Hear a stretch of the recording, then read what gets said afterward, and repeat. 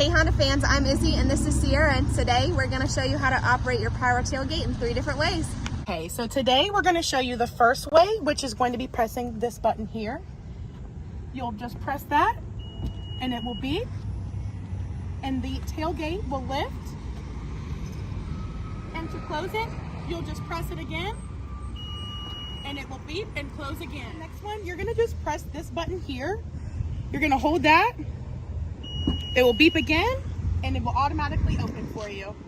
And to close it, you'll do the exact same thing. You'll press the button, it'll beep, and it will close. Last but not least, you're going to be using the hands-free kick gate.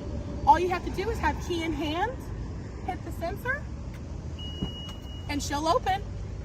And to close it, there's going to be a button right here. You'll press that, and it closes.